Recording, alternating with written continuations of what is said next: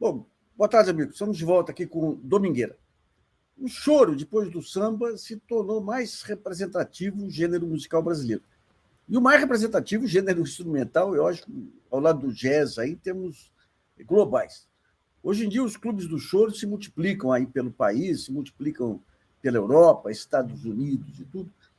Virou uma confraria fantástica aí, que ficou mais unida em função das redes sociais. Hoje nós vamos fazer uma rodada com vários clubes do choro. Eu convido, então, para entrar na sala aí o Marcelo Laranja, que é do Clube do Choro de Santos, o Técio Borges, que é do Clube do Choro de Portugal, de Lisboa, o Edu Jones, que é de Niterói, e o Reco do Bandolim, que é do Clube do Choro de... Boa tarde, meus amigos. Bom, vamos começar a rodada aqui. Vamos começar pela ordem, Marcelo Laranja. Laranja, eu queria que você falasse um pouquinho da história do Clube do Choro de Santos, mas também sobre os grandes chorões aí que moram em Santos, que frequentam o clube e que o Brasil conhece pouco. Em primeiro lugar, muito obrigado aí pelo convite, estar com essas feras todas aí, um prazer muito grande. Tive com o Reco recentemente, numa live com a Eliane Faria, que foi muito bacana, e estar com os companheiros sempre é um prazer. E nós fundamos o Clube do Choro de Santos em 2002, né, em 23 de abril, né, de 2002. Começamos a desenvolver a atividade, aliás, inclusive, agradeço ao presidente Reco, que gentilmente nos cedeu o estatuto, né, do Clube de Choro de Brasília, para que a gente pudesse adequar a nossa realidade, assim foi feito.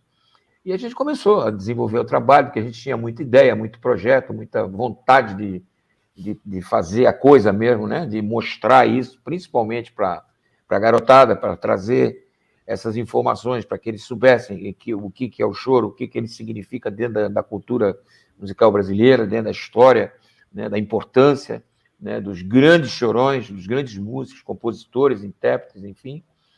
E a gente conseguiu isso logo depois, passado algum tempo, já acredito que uns 5 anos depois da fundação, a gente criou a Escola de Choro, demos o nome do Luizinho Sete Cordas, em homenagem a ele, a escola funciona, já formamos algumas turmas, obviamente não no nível de Brasília ou do Rio de Janeiro e de outros locais que tem uma estrutura, obviamente, muito maior, mas a gente, mesmo com esse pequenininho, a gente consegue fazer, já conseguimos fazer muita coisa e nos enche de orgulho, né? Inclusive, eu até passei 2 vídeos mostrando um pouco do trabalho dessa meninada, que já está formada há algum tempo, muitos já, inclusive, tocando profissionalmente, e esse é um capítulo assim, que nos deixa muito felizes, sabe? Que é o resultado disso, que é quase que imediato, né? Você bota essa molecada na escola e eles ficam assim, é impressionante. A gente acompanhou isso bem de perto e percebia a transformação que acontecia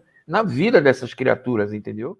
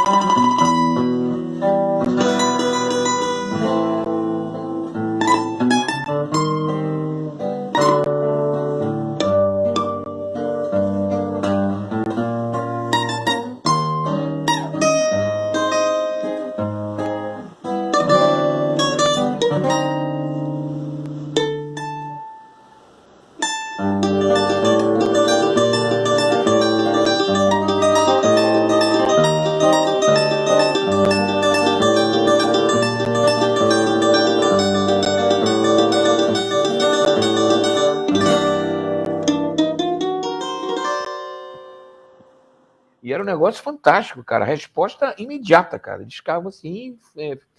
E não sabiam, várias vezes. Eu tenho vários depoimentos, né, dessa meninada. Eles falando, olha, eu não sabia que era choro, não sabia nem que existia, não conhecia nada, aí vim aprender dentro da escola.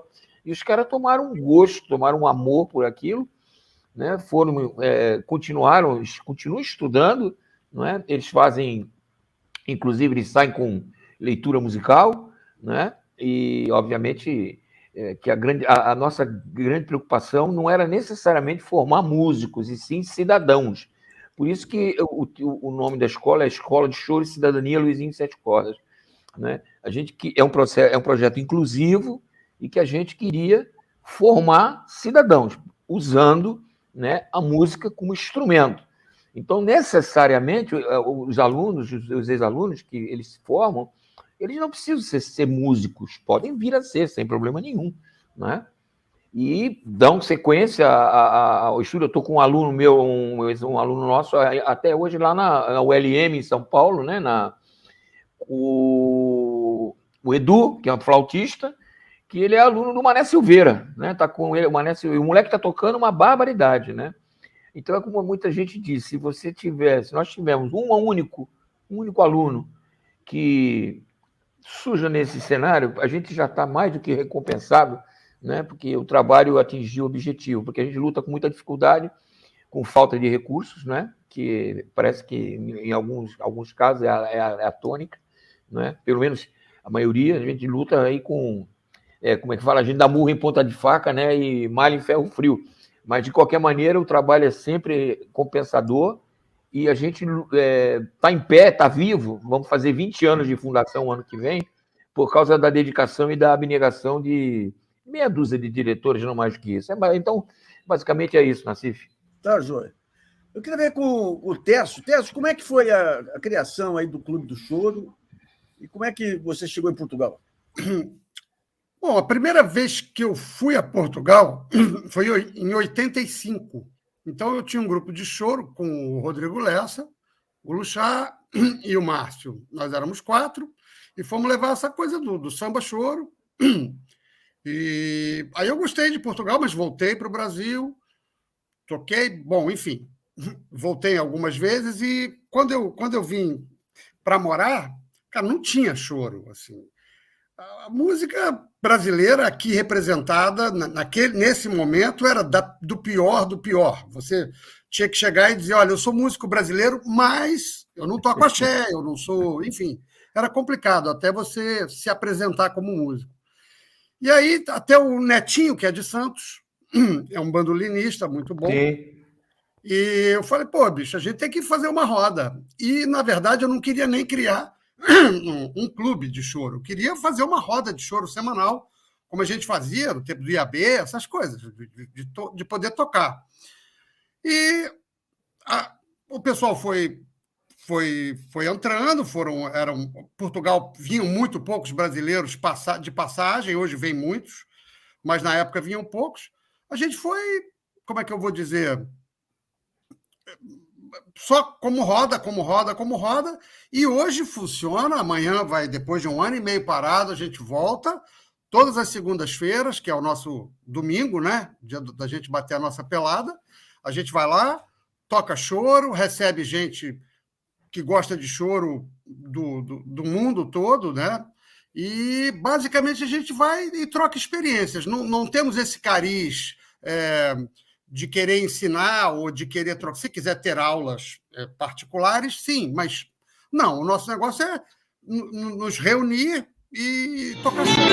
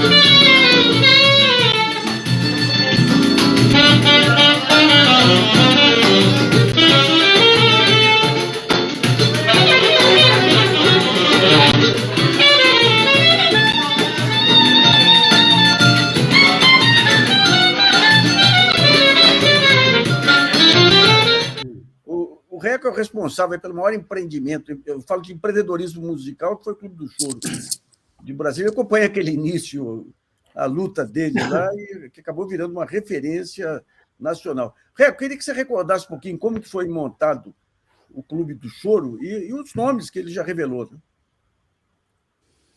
Olha, Nassif, a história do choro em Brasília, ela começa muito antes do que eu mesmo supunha, né? A história do choro de Brasília começa com Juscelino Kubitschek. Quando ele vinha para cá, ainda nos anos 50, comecinho aí das obras, etc., ele trazia sempre com ele o Dilermando. Dilermando Reis ficava com a doce...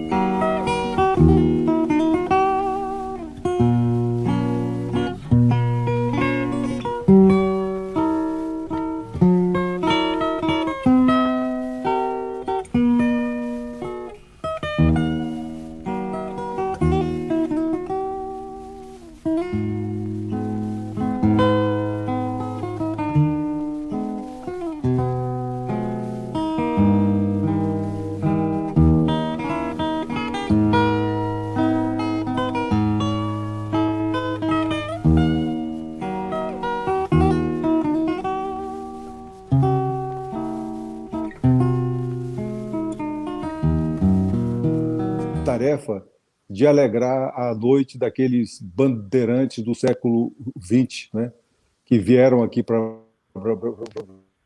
Brasília. Começa assim.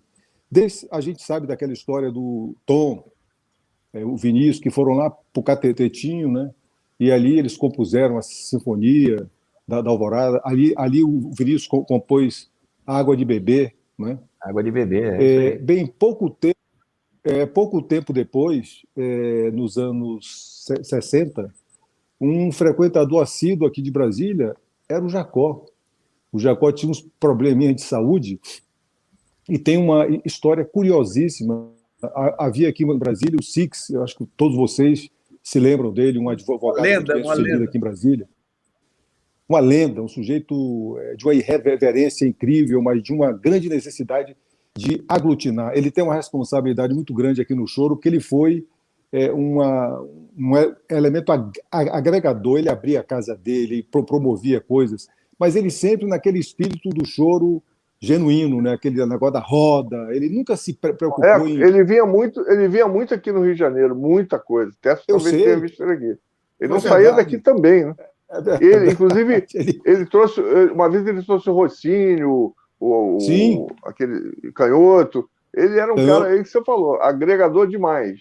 Agregador, ele fazia com que o choro, rapaz, continuasse. Bem, tem uma história do Assis com o Jacó, do Assis e com o Veloso, que é a história real. Eu, inclusive, confirmei essa história com a filha do Jacó, quando esteve aqui em Brasília. Quando o Jacó estava acamado, com um bico de papagaio, que não podia mais tocar, etc., o Veloso e o Assis, eles eram grandes boêmios, né? O Veloso está vivo aqui até hoje, ficou muito amigo do Jacó. O Jacó fez uma música para o Veloso. Os dois resolveram... O Assis era de uma irreverência, uma coisa única. Eles resolveram ir à casa do Jacó. Eu não sei se vocês sabem dessa história. E bateram na casa do Jacó. A dona Adília atendeu. E Assis, um advogado brilhante que ele sempre foi, eles identificou ele e o Veloso como dois médicos de Brasília que, em nome da cultura musical brasileira, vieram dar uma contribuição científica na recuperação do bico de papagaio do Jacó. Aí a Adília ficou meio... A Adília ficou assim um pouco sem saber o que dizer. Então, não se preocupe, nós vivemos espontaneamente, não haverá custo nenhum para o Jacó, nós somos apenas cientistas, amantes da música. Bem, ela foi lá, falou com o Jacó então aqueceu. Pode entrar.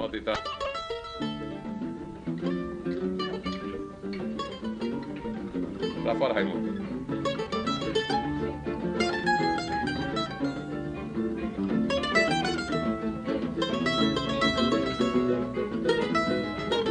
Pega aí.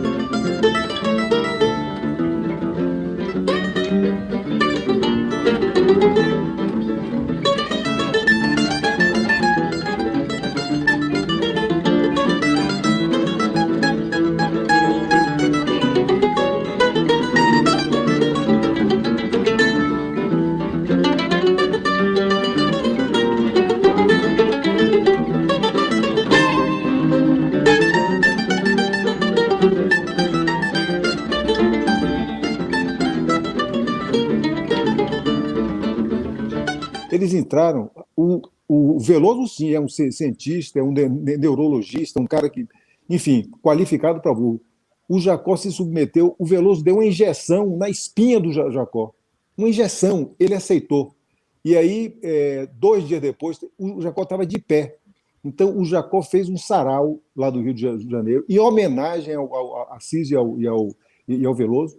E durante, no começo do sarau, o Jacó fez um discurso que ele dizia: eu estou aqui, meus amigos, aquele vozeirão de Jacó, graças à generosidade desses 2 profissionais extraordinários, cientistas da medicina, etc. E vieram, doutor Veloso, o senhor neurologista, o senhor doutor Assis, ele disse ginecologista. Coisa que ele... O Jacó não entendeu bem aquele negócio, mas não quis esticar a conversa e fez o sarau. Bem, essas figuras. Bem, o Jacó, então, vinha aqui para Brasília por recomendação do doutor Veloso, que hoje eu desconfio seriamente que não havia necessidade nenhuma, não havia necessidade, do ponto de vista da saúde, do Jacó vir para cá. Mas o Veloso assegurava que o clima de Brasília, que Brasília é seco pra cacete, uma altitude de Brasília, tudo isso concorria para que o Jacó recuperasse a saúde, etc. E o Jacó vinha. Teve período que ele ficou 6 meses aqui. Inclusive, foi convidado pelo governo da Revolução, entendeu? Ao Palácio da Alvorada, e o Época de Ouro fez uma apresentação lá. E tem foto, eles todos de smoking, enfim, etc. E aqui em Brasília, bem, primeiro eu falei do Dilermando Reis, depois eu falei nos anos 60 do Jacó, compôs aqui Alvorada, aquele choro bonito, compôs o Ternura para o Veloso,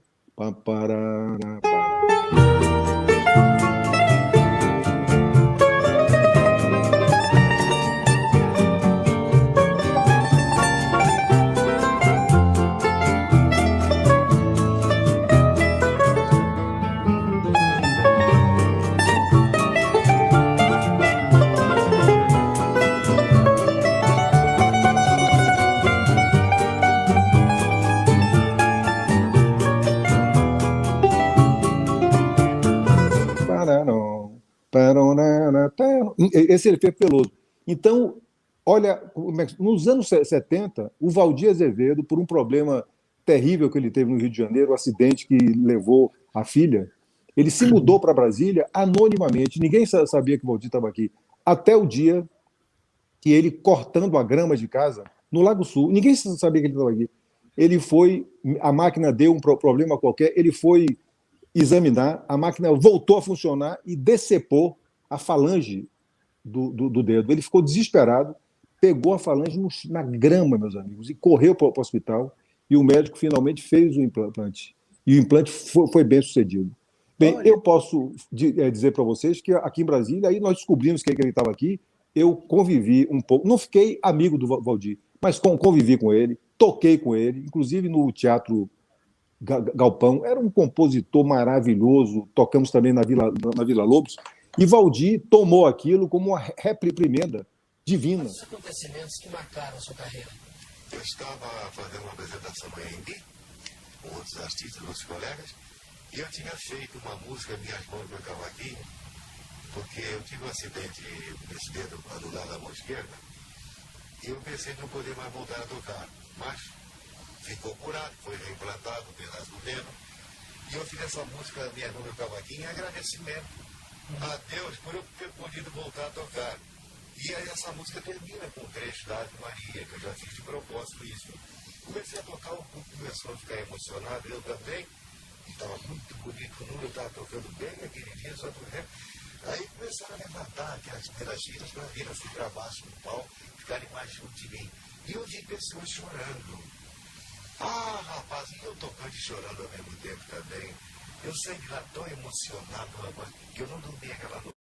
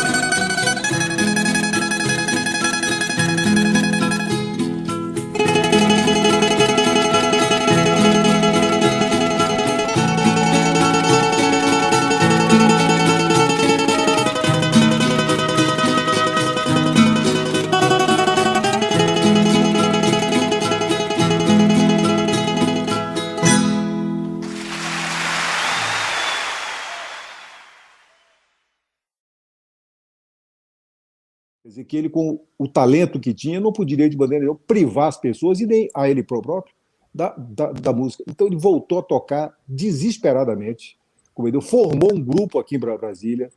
Inclusive, aqui ele compôs Minhas Mãos do Cavaquinho, que ele começa com a prece, né, que ele faz em agradecimento, etc. E aqui em Brasília ele tocou com Carlinhos Sete Cordas, tocou com Alencar, tocou com a rapaziada do Clube do Choro. Então, vocês vão somando aí essas... Depois, um tempo depois, me parece que nos anos 70, quem veio para 70, 80, Rafael. Rafael veio com os pais, Rafael e Luciana, e ficaram aqui em Brasília morando durante uns 6 meses. Aí sim, eu convivi muito com o Rafael. Ele tinha, na época, me parece uns 15, 16 anos de idade, e eu ia na casa deles frequentemente, passava lá manhãs tocando com o Rafael. Ficamos muito amigos, né? É tanto que a escola de choro, quando ele faleceu, eu não abri mão por tudo que... Bom, Escola Brasileira de Choro, Rafael Rabelo, em gratidão ao Rafael. Então, vocês vejam que a semente do choro de Brasília é fecunda, né? É uma coisa... O Avena de Castro também, né? O Avena já era aqui de Brasília, né? A cítara. Então, o choro aqui em Brasília, o Clube do Choro, com a professora Odete, uma francesa que se apaixonou pelo choro, veio dar aula aqui na UNB, e aí abriu a casa dela lá na 111 Sul, para os primeiros encontros do choro. Aí tinha o tio João, que era da famosa Orquestra de Fonfon, trombonista de vara, o tio João. Pernambuco do Pandeiro, que veio para Brasília. Pernambuco, o Cincinato do Bandolim também, né? Cincinato do Bandolim, que veio do Rio para cá, ficou morando em Brasília. O Bide da flauta. Então, meus amigos, esse gênero centenário se apaixonou por uma cidade moderna. Quer dizer, foi um casamento assim. Então, e eu, por exemplo, eu considero um crime de lesa pátria. Eu tinha um grupo de rock aqui em Brasília, que aqui em Brasília só se falava em rock. Eu não conhecia o choro, nunca tinha escutado falar em choro. Fui em Salvador de férias, eu já com 20 anos, fui ver um show quando Novos Baianos tinha acabado e Moraes Moreira se apresentava, saudoso, querido amigo, com Armandinho no ICBA, Instituto Cultural Brasil e Alemanha. E da última música do show, eles tocavam Noites Cariocas. Eu fiquei, rapaz, completamente, minha fisionomia se decompôs, eu fiquei completamente alucinado com aquela música que eu vi. Aí fui até o Armandinho, eu não conhecia o show. Bem, fui conversar com o Armando, Armando falou, o show, Jacó do Bandolim, o garoto. Eu falei, rapaz, eu inclusive contei, como diz na Bahia, uma colhuda para o Armandinho. Falei, Armandinho, eu sou jornalista lá em Brasília. Eu não era jornalista, eu estava entrando na universidade e eu queria fazer uma entrevista com você. E aí conversei com ele, ele me explicou o que era o bandolim, como é que era a afinação. Bem, eu cheguei aqui em Brasília, ninguém sabia o que era choro. Eu procurei as escolas de música de Brasília, nenhum. Olha, meus amigos, acreditem no que eu vou falar. Eu falava em Pixinguinha e as pessoas não sabiam que era Pixinguinha. Então, é um crime de lesa pátria, né? Um crime de lesa pátria. Eu fiquei com aquela coisa na cabeça de criar uma escola de choro. Eu digo, não é possível. Exemplo dos americanos, que tem escolas, institutos, universidade, Berkeley, que forma músicos no mundo inteiro e gera royalty, prestígio, no mundo todo dos americanos. E aí, rapaz, eu fiquei com aquilo assim na minha cabeça, peguei um bandolim emprestado com um grande amigo meu aqui, o Ney, que também era guitarrista. Eu tinha um grupo de rock chamado Carência Afetiva, porque aqui em Brasília, com essa coisa de embaixadas, estão todos, os filhos dos embaixadores curtiam muito o rock. Eu entendo hoje essa coisa da febre que era a capital do rock, né? Agora a imprensa diz que é a capital do choro. Eu não entro nessa discussão, mas o que acontecia? Nós vivíamos uma época de ditadura. Quando aconteceu aquele festival Woodstock, Jimi Hendrix, em especial, que ele toca o hino dos Estados Unidos, fazendo as bombas do Vietnã, aquela coisa toda, a linguagem mais adequada para a juventude, era isso que eu entendi aqui em Brasília. Eram as distorções das guitarras, entendeu? A maneira de manifestar a indignação com a censura, Então, esse movimento do rock aqui em Brasília se fortaleceu muito com essa linguagem pesada da guitarra, pela ditadura. A gente aqui em Brasília é muito de pertinho, né? Com o poder, etc., e você se sentindo nego era preso na rua sem nem saber. Eu só entendo assim. Não é? E foi nessa que, depois que eu cheguei da Bahia, do show que eu assisti lá no ICBA, é que eu vi que aqui em Brasília tinha um núcleo de pessoas que eram a professora Odete, o Celso Alves da Cruz, o Bide da flauta, o Pernambuco do Pandeiro, que se reuniam na casa da professora Odete. Eu fui para lá. E aí, rapaz, eu comecei o Clube do Choro até 1977. Nós reuníamos em casa de um, na casa de um, na casa do outro. A partir de 77, conquistamos a sede, mas o funcionamento do clube era um funcionamento inteiramente da bebida, comida, era uma espécie de farra, né? Que o Six era um cara mestre nessa coisa, e foi assim que ele juntou muita gente, ele manteve essas pessoas unidas. Só que em 1983 o clube sofreu o 4º arrombamento com roubo de todos os equipamentos. E o público de Brasília já estava um pouco cansado, porque não havia ensaios, não havia renovação, todo mundo que ia tocar, qualquer pessoa podia subir, pegar o instrumento e tocar. Então você tinha dias assim que era um desastre, né? Aquelas pessoas não sabiam tocar e aqueles que iam começaram a ficar um pouco reticentes, enfim, o clube ficou 10 anos, de 83 a 93, parado. Em 93, o Correio Brasiliense de Brasília deu uma notícia de que o Clube do Choro seria despejado, porque não estava funcionando e havia outros grupos que queriam aquele espaço. Eu aí liguei para o doutor Assis, o que é que o senhor vai fazer aí, presidente? O Clube do Choro está sofrendo a nossa casa. Ele disse, olha, Henrique Filho, eu agora não estou em condições, assumiu a diretoria, a chefia jurídica de um ministério, me parece, da Indústria e Comércio, eu estou atribulado demais. Por que é que você não se candidata? Eu, na época, trabalhava na Rádio Jobrais e eu dirigia 16 emissoras de rádio, 13 emissoras de rádio. Eu era muito assoberbado, mas, doutor Assis, como é que a gente vai fazer? A gente perde isso tudo, perde o espaço. Infelizmente, agora... Bem, eu me candidatei, pedi licença das minhas funções, passei a ser um mero produtor lá da Rádio Jobrais. Eu tive um problema em casa danado, porque isso afetou minha renda, etc. E começamos, então, aquele espaço que a gente tinha era um espaço que era um vestiário. O GDF disse, olha, vocês, para ficar com o espaço, tem que funcionar pelo menos uma vez por semana. Tem que ter alguma coisa lá uma vez por semana. Eu aí fiz um aviso para todos os chorões, montamos 4 grupos, inclusive Hamilton, o 2 de Ouro, o grupo Feitiços. Bem, formamos esses 4 grupos e os grupos ficaram incumbidos, cada um de tocar. O mês tem 4 semanas, né? Então ficamos assim. Mas houve um desprestígio, rapaz, do Clube do Choro, por causa daquela coisa de não ter uma renovação, de não ter... Era um ambiente muito quente, fumava lá dentro, um ambiente subterrâneo. Então aquilo... Bem, decorrido um mês, ninguém mais desapareceu. Eu aí chamei o meu grupo Choro Livre, eu enfiei na cabeça que eu queria fazer uma escola. Eu disse, gente, vamos segurar aqui essa onda. E comecei, rapaz, com o meu salário, eu remunerava 2 elementos que não tinham emprego e precisavam de ter alguma... E aí, rapaz, eu procurei saber como é que a gente poderia fazer para transformar aquele ambiente minimamente num palco com a coisa. Isso me deu um trabalho danado. Na hora de conseguir o projeto com o GDF, na hora de fazer, disseram, epa, você não pode mexer aí. Esse prédio é um prédio de Oscar Niemeyer. Isso só pode mexer com... Meu amigo, isso foi uma dor de cabeça tremenda.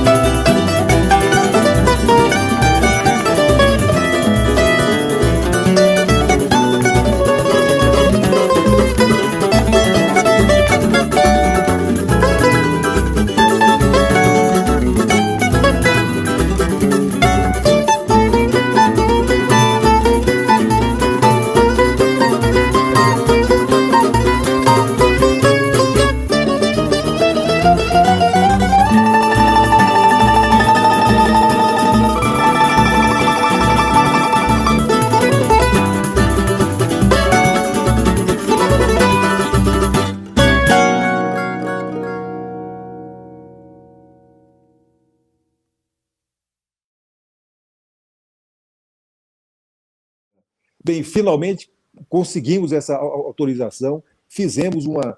E aí, reforma, e disse o seguinte, aí veio Paulinho da Viola, foi uma... Bem, eu aí me reuni com a equipe, dizendo como é que a gente vai fazer, o choro não está na mídia, não está... Vou fazer o seguinte, a gente escolhe uma vez por ano um nome relevante, um grande autor, e durante o ano inteiro a gente mergulha na obra dele. Eu fiquei incumbido de contar a história da pessoa, e os convidados que vinham tinham, por obrigação, fazer uma abordagem sobre a obra do convidado. Todos que vinham. Armandinho, Dominguinhos, que todo ano ele vinha, Sivuca. Então, o primeiro ano, centenário de Pixinguinha. Quem vamos chamar? Aí convidamos Dominguinhos. Gostaria que você viesse, mas você vai ter que nos apresentar, Dominguinhos, 5 músicas do Pixinguinha sob sua ótica. Como é que você vê Pixinguinha hoje? E aí foi. Bem, o projeto, que era um projeto local, quando as TVs começaram a ver aquele negócio, porra, aí começaram a filmar a TV Câmara, a TV Senado, a TV Brasil, começou a dar uma dimensão ao nosso trabalho que nós não tínhamos ideia, que era uma coisa aqui para Brasília. Bem, aí fizemos Jacó do Bandolim, 80 anos, eu pegava todo o material do Jacó e ia contando ao público, por capítulos, a vida do Jacó, a vida do Pixinguinha. Depois foi 50 anos de Brasileirinho, em 1999. Aí a vida do Valdir, 2000, Chiquinha. Aí fizemos Ninguém Resiste a um Choro de Mulher. Foi um nome bom, que chamou a atenção de muita gente. Mas aí um outro dado chamava a nossa atenção. A gente achava que o público tinha que ser um público mais maduro. Eu digo, gente, mas por que a juventude não se... Aí fizemos um projeto, rapaz, chamado Caindo no Choro. O que era esse projeto? A gente convidava gente que não era do choro e dizia, amigo, você vai tocar choro, quem você quiser, Pixinguinha. Eu me lembro que quando eu convidei Pepeu, eu me lembro de Pepeu dos Novos Baianos, que eu era fã dos Novos Baianos, tocava bandolim. Quando eu liguei para ele, eu falei, Pepeu, tudo bom? Pá, você nunca me convidou? Eu digo, pois é, estou te convidando agora, Pepeu, vai ser um prazer muito grande. Agora é o seguinte, eu não quero que você venha tocar guitarra, eu quero lhe pedir a gentileza, e expliquei para ele, Pepeu, a gente tem que fazer, vocês fizeram um trabalho nos Novos Baianos extraordinário, né? Que a Novos Baianos, a cor do som. Quer dizer, no meio dos shows dos Novos Baianos, ele tocava um brasileirinho, tocava um tico-tico no fubá. De outra maneira, a juventude que ia lá assistir jamais o viria um choro.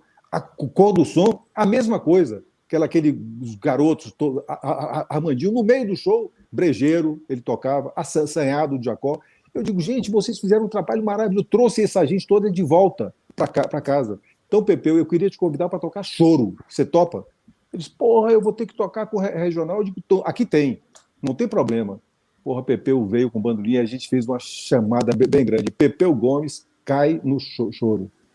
E aí toda a rapaziada guitarrista que gostava do Pepeu foi para o Clube do Choro. E indo ao clube, adoraram o show. Ficaram loucos com aquele negócio do Pepeu.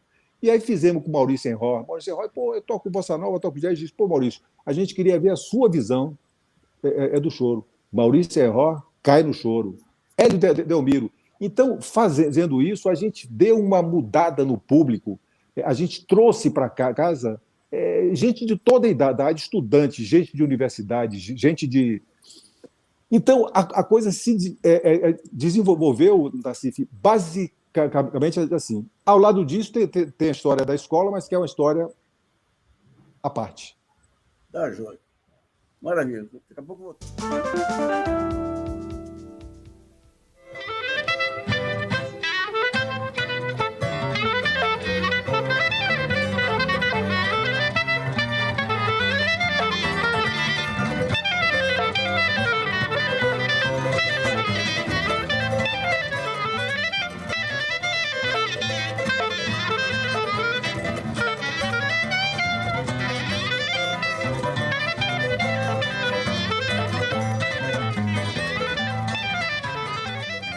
Voltamos ao tema aí.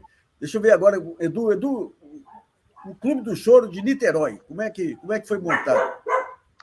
Oi, primeiramente, boa tarde, Nassif, boa tarde, Reco, boa tarde, Tércio. Boa tarde, Edu. Boa tarde, Laranja, né? Boa tarde. A gente está, antes de falar do Clube do Choro de Niterói, que com certeza é o mais novo de todos, eu vou falar um pouco da minha inserção, como é que eu cheguei no choro. Bom, eu sou nascido e criado em Botafogo, numa rua que na época não tinha saída, onde no final da rua era uma propriedade do Bororó, o famoso Bororó.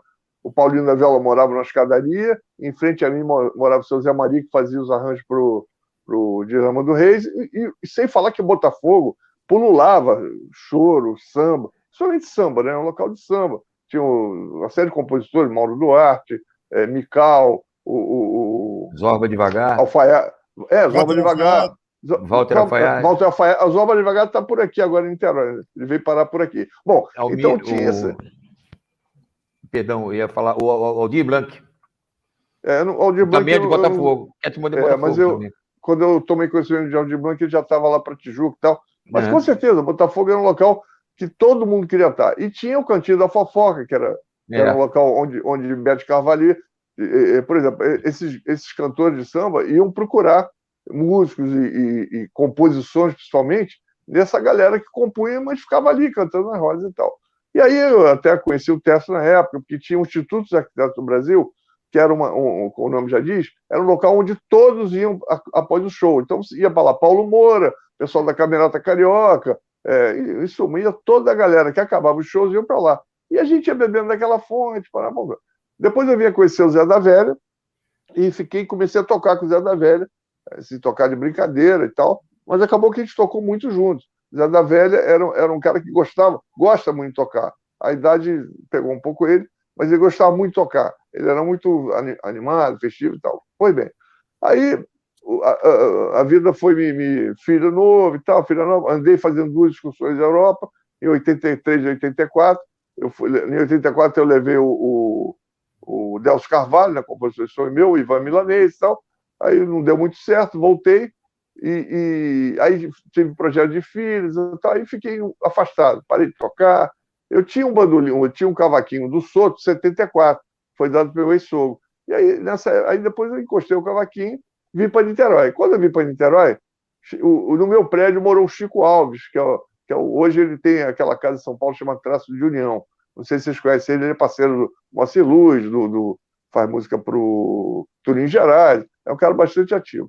E conversando com ele aqui, no pátio, ele com violão, aí perguntava, ele falou assim, tem uma galera de choro se encontrando na Praça da Cantareira, que é uma praça famosa aqui, onde tinha a antiga oficina de manutenção das barcas, e onde passa a maior parte do pessoal da Fluminense, né? O campus da Fluminense é ali, o principal campus, né? E aí a praça é muito movimentada.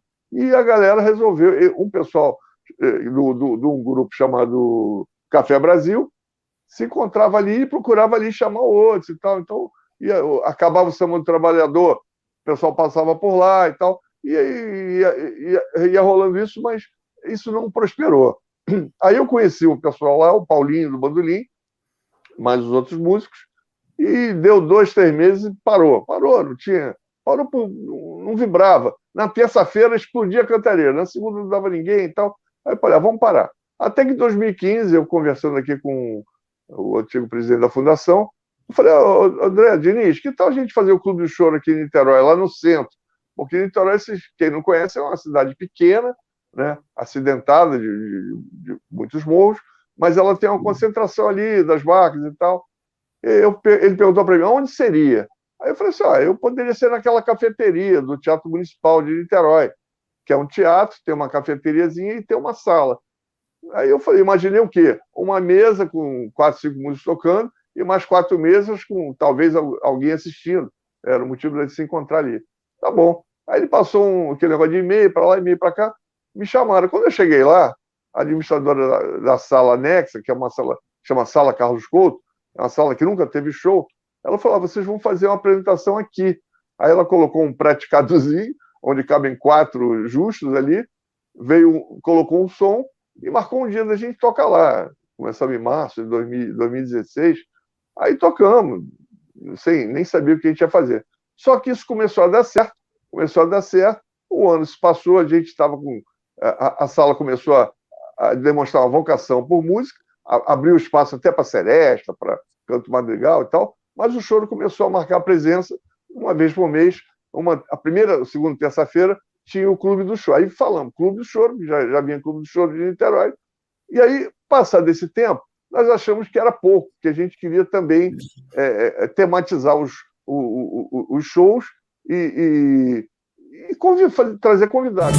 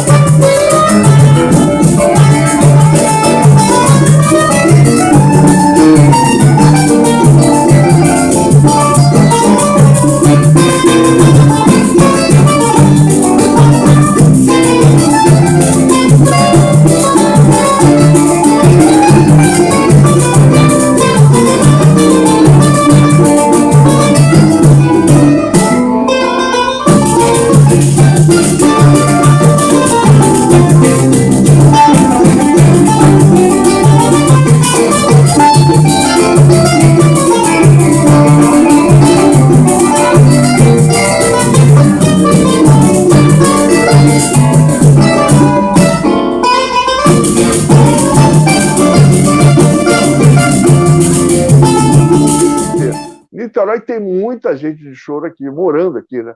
Além de você ter tido o Carlinhos Leite, que era da Pé de Ouro, era daqui, o Ronaldo Bandolim mora aqui, acabou de sair do grupo, mas ele toca. O Ronaldo, acho que ele toca dia e noite, ele adora tocar. O filho dele, o Thiago, quem não conhece, está tocando muito, e outros músicos estão aqui. Aí você tem o Silvério Ponte, que veio para cá, o Carlinhos Sete Cordas quase que se divide sua vida em Vila Isabel aqui, o Paulão se divide, Paulão Sete Cordas. Em suma, Niterói tem uma vocação... Souza, né? O Rogério que é irmão do Ronaldo. Rogério é irmão do Ronaldo, exatamente. Então, esses músicos vão fazer show, mas eles têm a raiz aqui e mantêm a raiz aqui. O Biafra, não sei se você sabe a história do Biafra, ele se mudou, não aguentou, voltou correndo. Foi até atingido por uma asa delta, até a minha. Mas é um local que tem uma vocação musical muito grande. Eu não era daqui, estou morando aqui desde os anos 2000.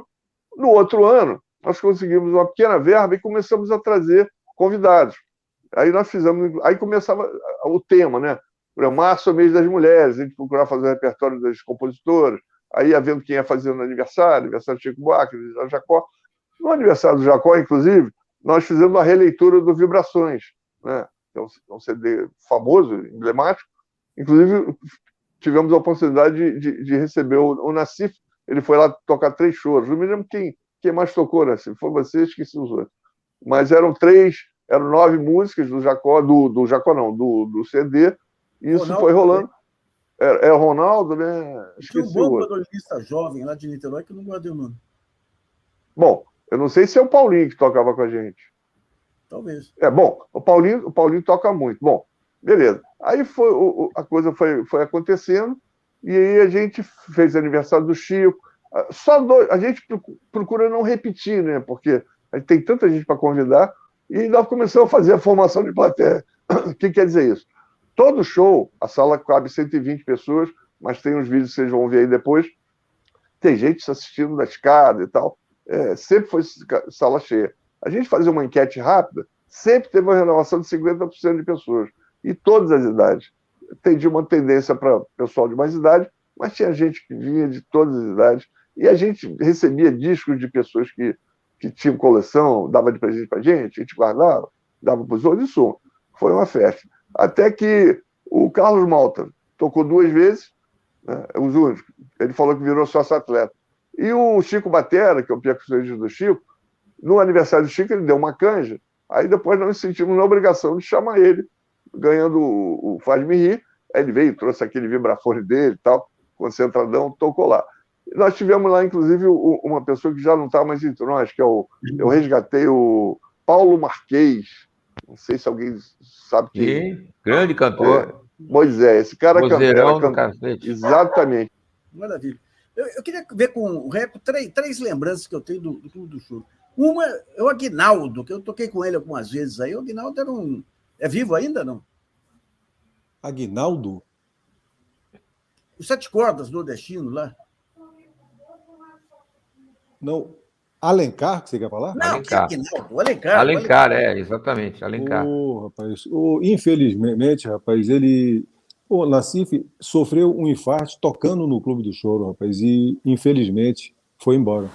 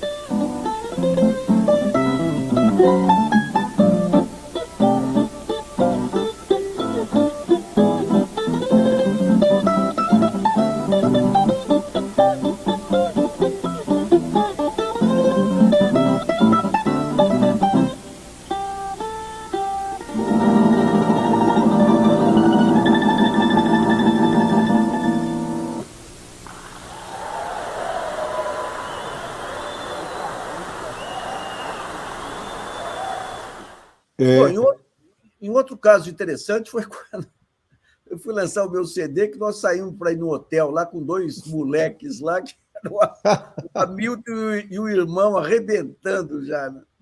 É verdade, é verdade. E uma terceira lembrança, isso que eu queria ver com você, foi uma gravação que vocês viram. Foi quando eu te conheci, ou não? Sim. Foi uma gravação aqui em São Paulo, que veio a São Paulo. Nordeste. Sim. Você veio no Padulim, você teve que voltar um pouco antes. É verdade. É verdade. E ali, vocês parecem que conseguiram gravar alguns discos com músicas de colecionadores, não conseguiram? Com patrocínio do Banco do Brasil, alguma coisa assim? Foi sim, músicas inéditas, né? Que o Silas Xavier, me lembrei, que era uma pessoa. Silas Xavier. Não é? Silas Xavier, o figurão mineiro. Está lá em Juiz de Fora. Eu falei com ele recentemente. Você está empolgado, fez um disco sobre o Ari Barroso, meu amigo, que é um negócio extraordinário. Eu queria, Nassif, lembrar, rapaz, que você está dizendo a sua ida lá ao Clube do Choro, a ida do Hermínio Belo de Carvalho, para falar sobre histórias, a ida de Sérgio Cabral, que ele ia lá algumas vezes. Você sabe que o Sérgio, rapaz, que figura extraordinária. Tem tempo que eu não falo com ele, mas da última vez que ele foi, eu pedi que ele fosse falar sobre... Ele foi muito amigo do Jacó do Bandolim, né? E ele dizia que o Sérgio, filho do Jacó, tinha muito ciúme dele, porque eles eram muito, muito amigos, e disse que ele ficava com ciúme danado. Mas ele conhecia a vida toda do Jacó. Então, eu convidei o Sérgio para botei uma mesa no palco, uma garrafinha de uísque para ele, do jeito que ele gosta, etc. E peguei o grupo Choro Livre, fizemos uma seleção de 20 choros do Jacó, só Jacó. E o Sérgio contou a história da vida do Jacó e nós tocávamos à medida que ele ia contando a vida. Mas aconteceu, rapaz, um negócio interessante demais. Eu e ele ficamos muito amigos. Então, quando ele chegou aqui na véspera do show, a gente se encontrava, ia almoçar, ele vinha aqui para casa, a gente conversava. E no dia do show, o meu irmão, Carlos Henrique, que também é jornalista, é fã do Sérgio, escritor, faz biografias extraordinárias. E aí convidamos o Sérgio para um almoço na casa do Carlos Henrique. E meu irmão é um sujeito que gosta muito da boemia, né? Um poeta, escritor, etc. E eu também não fico para trás, e o Sérgio, muito menos. E aí fomos para lá, rapaz. E aí começou esse negócio por volta de meio-dia e meia, mais ou menos. Quando foi 8h30 da noite, o show era às 9h. Nós nos esquecemos do show completamente, conversando, batendo papo, tomando uísque, rapaz. 8h30 da noite, e meu irmão ele mora um pouco distante, ML lá, um pouco longe. Eu digo, Sérgio, rapaz, o nosso show. Ele, rapaz, entramos no carro, rapaz, você veja que absurdo, e viemos para correndo. Mas tem que passar lá no hotel, pelo menos para tomar um banho, eu estou com a cara toda. Aí deixei ele no hotel. A minha relação com ele sempre foi cordialíssima. Agora, vejam o que aconteceu. Aí, rapaz, eu deixei ele no Hotel Nacional e no começo do Clube do Choro, durante muitos anos, eu fazia tudo, porque não tinha ninguém. Eu pegava o cara do aeroporto, eu levava para o hotel, eu ia buscar, eu levava. Tinha nada, era uma equipe assim bem... Mas nessa época já tinha equipe. E tem um sujeito que trabalha com a gente, que é o Marco Guedes, que é produtor, ele que vai ao aeroporto, cara gentilíssimo, etc. E eu, rapaz, fui para casa, deixei o Sérgio, fui para casa tomar um banho, eu nervoso que ia tocar, toda vez que eu vou tocar, eu fico nervoso para burro. Aí eu corri para o clube, já 8h45, falei, pô, tomara que o Sérgio já esteja lá. E eu, quando cheguei no clube, cadê o Sérgio? Pô, não sei, não chegou ainda. Pô, rapaz, já está na hora. Aí 9h, 9h05, 9h10, 9h15, aí o público começou a bater palma. Eu digo, rapaz, meu Deus do céu, cadê o Marquinhos? Marquinhos, o fulano, aí peguei qualquer pessoa, rapaz, vai no Hotel Nacional. E aí o público ficou exigindo muito que a gente tocasse. Eu falei, rapaziada, vamos entrar, vamos tocar uma música, a gente fala que houve aí um problema, etc. Aí subimos no palco. Rapaz, quando a gente está no meio da música, chega o Sérgio. Eu só ouvi aquele vozeirão. Eu não entendia direito o que ele estava falando, mas eu vi que ele estava bravo para burro. Aí eu parei, eu já estava, rapaz, tive que tomar um banho frio, porque fiquei tomando uísque o dia inteiro conversando, tomei um banho frio, rapaz, entrei numa banheira com gelo, como o Vinícius fazia, para ver se eu ficava mais bem. Aí, rapaz, eu escutei, eu só ouvi assim, porque não é possível, porque não é possível. Eu digo, cacete, aí cheguei para o público, falei, minha gente, o Clube do Choro era aquele antigo, você ficava bem perto do público. Eu digo, um minutinho só que eu vou resolver um problema aqui. Calcule, rapaz, eu tocando, precisando estar calmo, e eu estava com essa tensão. Aí eu me levantei, quando eu desci do palco para ir lá para trás, o Sérgio vinha. Rapaz, eu dei uma barrigada no Sérgio, que quase que ele cai para um lado e eu para o outro. Mas barrigada mesmo, porque eu saí rápido, sem olhar. Aí o Sérgio olhou para mim assim, rapaz. A nossa relação sempre foi muito gentil, mas ele virou para mim e fez, mas Reco, eu já vi que eu sou prescindível. Você me esquece no hotel e já começou o show sem mim. Não vou participar do show. Ele estava falando sério.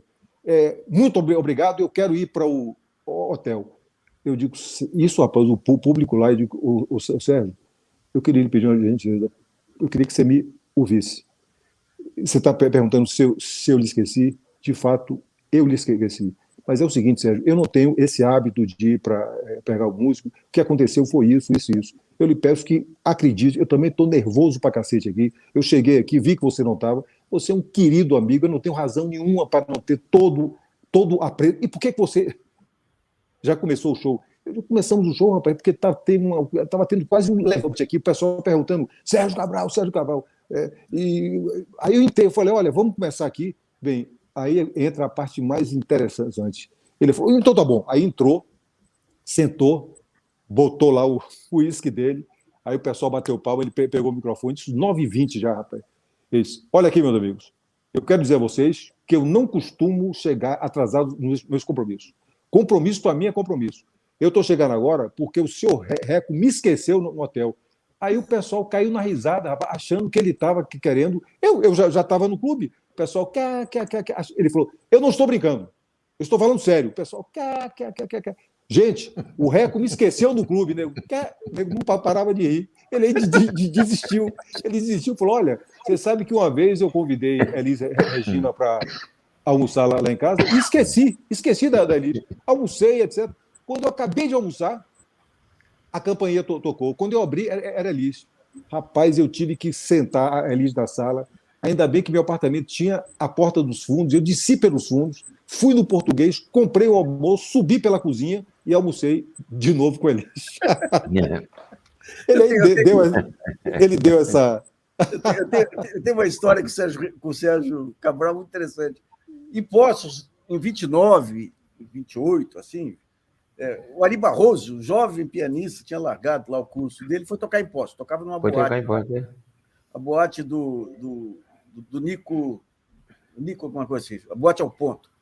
E começou a namorar uma mocinha de Poços. Eu consegui, nos anos 90, entrevistar contemporâneos dele. E o pessoal falava, era filha do doutor Correia Neto lá. E o pessoal falava, eles eram apaixonados, mas daí o pai chegou para ele, falou o negócio seguinte, ou você larga a sua carreira ou larga a minha filha.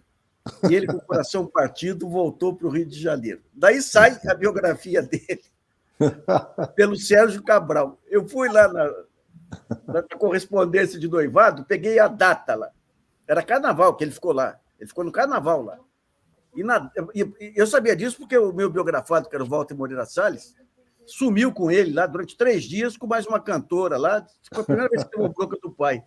E estava na carta lá, ele escrevendo para a mulher dele. Querida, eu fui obrigado a ficar aqui para ajudar o Nico, o dono da boate lá, aqui ao ponto, que ele depende de mim. Então, já que eu estou aqui a trabalho, eu espero que você não vá a nenhum baile farriar aí no Rio de Janeiro. Não valia nada. Abandonou, seduziu e abandonou a nossa conterrânea lá. Abandonou.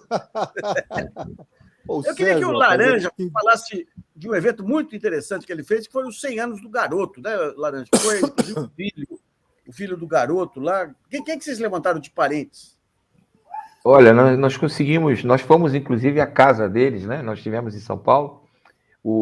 A Denise, a filha, já tinha falecido, ela esteve conosco desde o início, quando a gente começou a mexer com essa coisa do Garoto, né? Para torná-lo, inclusive, patrono do Clube do Choro, fazer todo esse evento do centenário dele, coisa que vale. Fomos à Assembleia Legislativa, participamos do programa da TV Assembleia, junto com o Mário Albanese, com o então deputado estadual Paulo Alexandre Barbosa, que foi o ex-prefeito de Santos, que entrou com um projeto na Assembleia Legislativa para a criação do Dia Estadual do Choro em São Paulo, homenagem a Garoto, né? Então, foi um processo assim, muito interessante, foi muito bacana com quem a gente conviveu, as pessoas que a gente conheceu. Fizemos um evento sensacional no calçadão da Rua 15, né? E quase em frente ao escritório do Barleta, quase em frente ali, pertinho dele. E foi uma coisa assim sensacional. Veio o prefeito, veio Câmara, veio o vereador, veio um monte de autoridades, né? Alguns convidados que a gente recebeu, o Zé Amaral, né? O autor do livro Chorando na Garoa, o Zé Amaral veio com a esposa. Nós convidamos o Mário Albanese, mas ele não veio, teve um problema. Convidei a jornalista Thaís Matarazzo, que também teve um pequeno problema, não pôde comparecer. Todos eles me avisaram, não foi possível, nós lamentamos. Mas, enfim, o evento foi assim, muito bacana. Mas uma coisa que foi assim, muito, muito, muito marcante mesmo, o evento foi de dia, obviamente, né? Aí entregamos o quadro com o desenho do Garoto para a família, aquele negócio todo, né? Aquela cerimônia toda, né? Envolvendo a Prefeitura Municipal, a Secretaria de Cultura, Turismo, enfim. E à noite ficou a gente fazer um show no Teatro Guarani, com a garotada da Escola de Choro, caramba, tal, porque... E inclusive interpretando obras do Garoto, e, assim, casa cheia, plateia lotada, familiares lá e tal, não sei o quê. Aí eu estou encerrando o espetáculo, né? Estou fazendo os agradecimentos, quando, num determinado momento, se levanta o filho do Garoto, o Augusto, né? Augusto, né? Luiz Augusto, agora me foge o nome dele.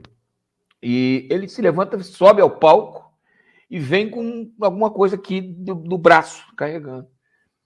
Eu falei, o que será, né? Ele pediu o microfone e falou, olha, eu peço licença para interromper aqui rapidamente para dizer que a família Sardinha, está doando para o Clube do Choro de Santos o sobretudo que o Garoto usou na década de 40 nos Estados Unidos com a Carmen Miranda e o Bando da Lua. Pô, cara, eu não sei como é que eu não caí do palco, Nassif, juro por Deus. Porque eu levei um susto, porque eu falei, não esperava, não sabia o que isso não estava combinado, isso não foi nada premeditado, absolutamente, ninguém sabia disso. Ele tomou a decisão ali na hora.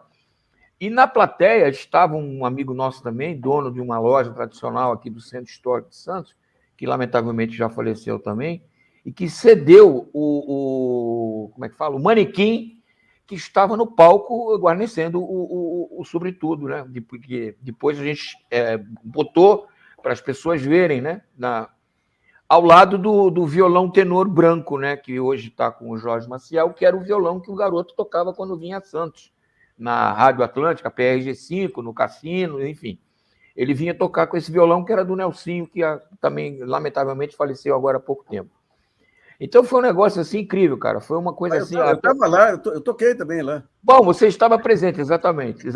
E olha, cara, foi um negócio assim incrível. O resto teve na sede com a gente, mostrou, a turma fotografou lá pra caramba, que é uma peça incrível, cara, raríssima. E a gente tem a foto da época, tem a foto da revista que a gente fez, que aparece, que é para mostrar, para não pensar que esses caras estão com armação, não, é verdadeiro, é aquela peça mesmo, é aquilo lá. Isso é uma honra muito grande. Diga. O circuito dos cassinos e rádios aí passavam por Santos e por Poços de Caldas. Sim, as duas. Sim. E o meu pai, que pegou a época do jogo lá, dizia que o único instrumentista que tinha o nome principal em shows assim era o Garoto. Num período em que o pessoal só falava do Garoto por duas contas, não conhecia essa visão, essa parte musical dele ampla aí, né? Ô Teso, em relação a Portugal, esse parentesco do bandolim com a guitarra portuguesa, vocês conseguiram encontrar as raízes do choro aí, não? Ou pelo menos do bandolim? Tá sem som, Tércio. Olha o som. Aí. É assim, o bandolim, apesar de ter aquela caixa que o Jacó criou, enfim, em cima da guitarra portuguesa, é bastante diferente. A guitarra portuguesa soa muito. Parece uma viola, uma mistura de viola com bandolim, as cordas ficam soando muito. Já apareceram alguns tocando choro na guitarra portuguesa, mas soa fado. Para mim, a sonoridade é complicado, mas sim, tem guitarristas portugueses virtuosos que tocam que você fica assim, uau! Agora, o sotaque fica, né? O Jacó não pegou um pouco desse sotaque português nas músicas dele? Eu não. Um pouquinho, quer dizer, você tem alguma coisa da música portuguesa no choro, sim. Mas você também tem no Bach, você também tem no Mozart, quer dizer, na música europeia. O choro melodicamente é bastante europeu, né? Sim. Ritmicamente é que a gente bota lá um ziriguidum, um cavaquinho para atrapalhar, né? Mas né? Aqueles adornos que o Jacó usava, né? Aqueles enfeites maravilhosos. Eu acho que isso vem muito O Jacó é filho de açorianos, né? O Jacó é filho de açorianos. O Valdir Azevedo é neto de portuguesas. Então, Portugal está, de certa maneira, bastante presente. O cavaquinho vem do Minho aí, do norte. O cavaquinho é português, O cavaquinho é um instrumento português. Agora, a mãe era polaca, né? A mãe era polaca. O Jacó não é filho de açoriano, não. A mãe era polaca. A Raquel era polaca. Era polaca? Sim. Bittencourt? Você sabe que uma vez eu vi um show aí... Ela não era Bittencourt. Bittencourt era o pai. Ela era Pique. Raquel Pique. Exatamente. É isso mesmo. Mas você sabe, Tess, que eu vi aí um show... Uma vez eu fui numa casa de fados e quando acabou, fiquei emocionado demais. Um senhor tocando a guitarra portuguesa belíssimamente, trazendo muito Jacó, mas trazendo muito aqueles adornos. As apogiaturas, né? Apogiaturas. Tudo ali, tá tudo ali, sem dúvida nenhuma. E aí, quando acabou o show, eu fui a ele, rapaz, eu não resisti. E aí fui a ele, me apresentei. Para minha surpresa, ele conhecia o Clube do Choro, ele sintonizava para ouvir com programas que a gente fazia aqui e me declarou que tinha todos os discos do Jacó do Bandolim. Olha que coisa incrível. Não, o pessoal aqui é bem integrado. O pessoal gosta. O choro tem uma coisa muito boa, porque a parte melódica e harmônica, O pessoal não só entende, como fica, poxa, só que aí vem com aquele tempero que Sacundé. Poxa, é muito. Exatamente. Tem uma escola. Também, tem uma escola instrumental muito interessante, que é a escola cigana ainda, influência do Django Reinhardt, que tem lá os irmãos Rosenberg e tudo. E eles meteram muito nas valsas, essas valsas redemoinho nossa aqui, e o Voo da Mosca. Redemoinho. Para mim, ao lado do choro hoje, depois do choro, é a grande escola instrumental também. É um pessoal muito bom. Com certeza. Hã? Nassif, você sabe que nós estamos aqui, nesse momento, com 10 parisienses que vieram fazer um curso intensivo aqui de choro de 2 semanas. Henrique, o diretor da escola, ele pegou... Nós temos 26 professores. Nós fizemos uma programação, rapaz, assim, intensa. Eles começaram na segunda-feira agora passada. Segunda, terça, quarta, quinta, todo dia, programação. E eles me pediram para fazer uma palestra sobre a história do choro, que eu queria, inclusive, sugerir, Nassif, um dos assuntos para a gente tratar aqui, essa coisa de ficar dizendo que o samba é da Bahia e que o choro é do Rio de Janeiro. Eu queria ouvir os amigos e tenho também uma opinião. Mas eu disse a eles, no final do encontro, aos franceses, o seguinte: eu digo, você sabe por que vocês... Eles falam português, são desses caras que adoram o Brasil, ouvem choro, estão tocando bem, rapaz. Nós fizemos uma roda de choro, os caras botaram para quebrar. Eu falei, você sabe por que vocês gostam tanto de choro? Porque o choro está no DNA de vocês. O choro veio de Paris, veio das valsas de Viena, dos palácios. A polca, também. a mazurca. Mas aqui no Brasil, a coisa do índio, do negro, o mulato, o pixinguinha, que pegou isso tudo, metabolizou. Mas isso está no sangue de vocês, então o choro, isso deu um resultado, o choro também é de vocês. Claro que tem origem, mas o choro está no DNA de vocês.